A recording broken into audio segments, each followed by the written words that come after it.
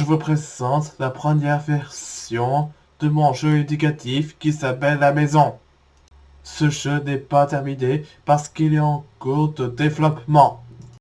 Actuellement, je suis en train de modéliser avec le logiciel Blender tous les objets 3D de cette maison. C'est un projet collaboratif. Je développe ce projet avec Audric Delabarre, qui est game designer, avec Sandra Kratz, qui est une orthophoniste, et avec l'AutoCAM, qui m'a aidé pour réaliser les textures.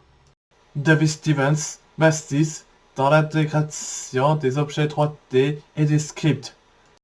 Ce jeu est un outil d'apprentissage du langage verbal. Il est spécialement conçu pour les personnes qui rencontrent des difficultés de communication verbale. Il offre aux joueurs et à leurs accompagnateurs des ressources pour améliorer leurs compétences linguistiques. Je vais aborder les différents modes de fonctionnement et les enjeux éducatifs de ce jeu. Ce jeu comporte 3 modes de jeu.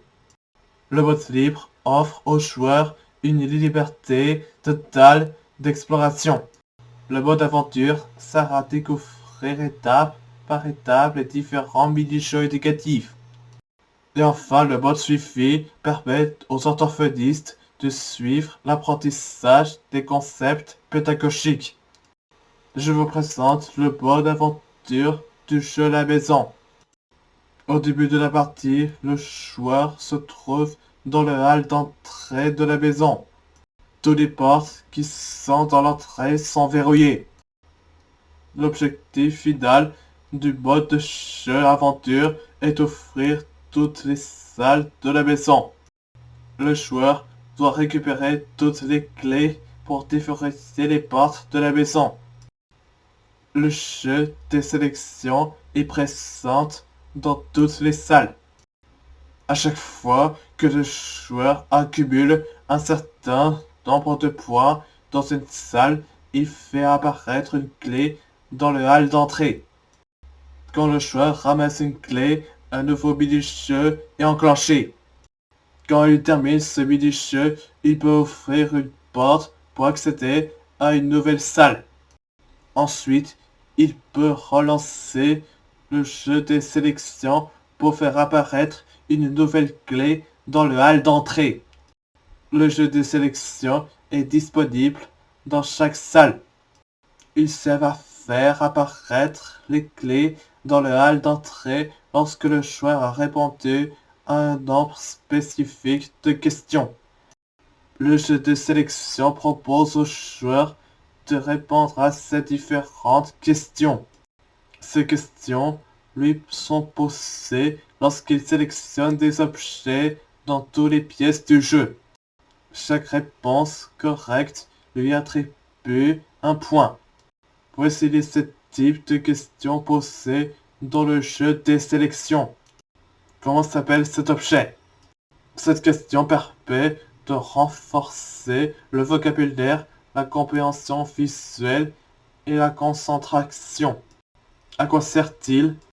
Ce type de question favorise la compréhension des utilisations d'un objet. Nomme une matière qui compose cet objet. Cette question permet d'identifier et de nommer les matières qui constituent des objets. Nomme un élément qui se trouve dans cet objet. Cette question permet d'identifier et de nommer les éléments qui se trouvent dans un objet. Dans quelle pièce se trouve cet objet? Cette question stimule la compréhension de la localisation spatiale. Quelle est la taille de cet objet? Cette question permet de comprendre la comparaison des tailles des objets. Quelle est la famille de cet objet? Cette question sert à comprendre comment on classifie les objets dans des familles ou dans des catégories conceptuelles. Je vous présente les autres jeux d'aide à la communication qui sont disponibles dans le jeu vidéo éducatif La Maison. Voici le jeu Kim intégré. Dans le jeu Kim intégré, on demande aux joueurs de repérer des images parmi un groupe d'images. Ce jeu vise à améliorer la mémoire, la concentration et l'identification visuelle. Dans la première fenêtre flottante du jeu Kim intégré, deux images sont affichées. Le joueur doit mémoriser ces deux images, puis il doit cliquer sur le bouton Valider. Dans la deuxième fenêtre du jeu, il doit sélectionner ces deux images parmi les 8 qui sont affichées. Voici le jeu Kim ajouté. Dans le jeu Kim ajouté, le joueur doit identifier une nouvelle image qui a été ajoutée aux précédentes. Ce jeu renforce la mémoire visuelle. Dans la première fenêtre flottante du jeu Kim ajouté, deux images sont affichées. Le joueur doit mémoriser ces deux images, puis il doit cliquer sur le bouton Valider. Dans la deuxième fenêtre du jeu, une troisième image est ajoutée aux deux premières. Le joueur doit sélectionner cette image qui a été ajoutée. Voici le jeu Kim retiré. Dans le jeu Kim retiré, le joueur doit identifier l'image qui n'a pas été remplacée parmi les images initiales. Ce jeu sert à développer la mémoire visuelle. Dans la première fenêtre flottante du jeu Kim retiré, deux images sont affichées. Le joueur doit mémoriser ces deux images, puis il doit cliquer sur le bouton Valider. Dans la deuxième fenêtre du jeu, une des deux images a été remplacée par une nouvelle. Le joueur doit sélectionner l'image qui n'a pas été remplacée. Dans le jeu qui mélangé, le joueur doit reconstituer l'ordre initial d'affichage des images. Le jeu qui mélangé améliore la mémoire séquentielle. Dans la première fenêtre flottante du jeu qui mélangé, deux images sont affichées. Le joueur doit mémoriser ces deux images et l'ordre dans lequel elles apparaissent, puis il doit cliquer sur le bouton Valider. Dans la deuxième fenêtre du jeu, l'ordre de ces deux images a été modifié. Le joueur doit placer ces images dans le bon ordre.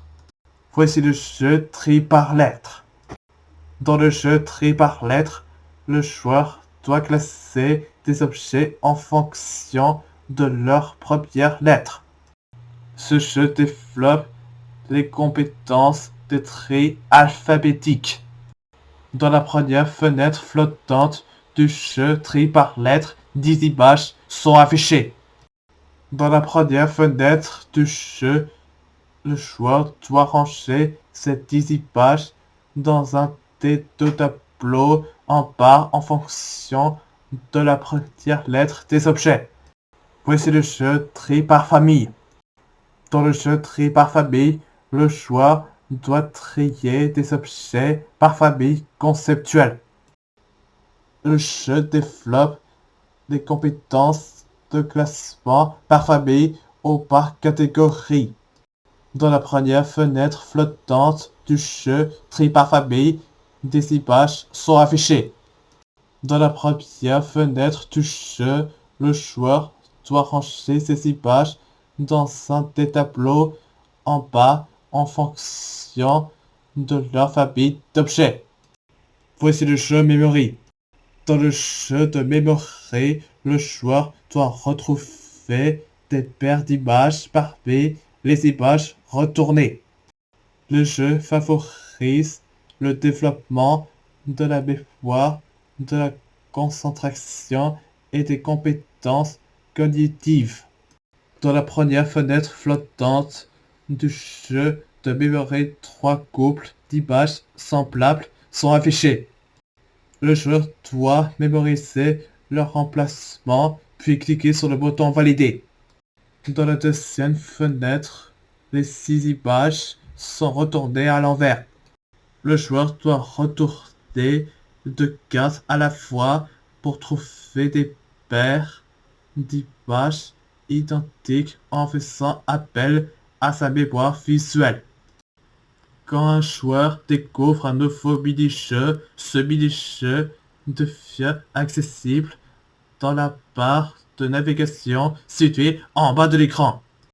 Les icônes qui apparaissent dans la barre de progression permettent d'accéder au tableau de progression de chaque mini-jeu. Ce tableau permet aux joueurs et aux orthophonistes de suivre le niveau de maîtrise des compétences linguistiques acquises. Ces tableaux servent aussi à ajouter des niveaux de difficulté pour amener les joueurs à renforcer ses apprentissages. Le jeu La Leçon offre un cadre ludique et éducatif pour améliorer ses compétences linguistiques. Il motive les joueurs à progresser dans un environnement pédagogique stimulant. Je vais améliorer mon jeu en modélisant d'autres objets 3D et des nouvelles pièces comme le garage. D'autres mini-jeux sont prévus.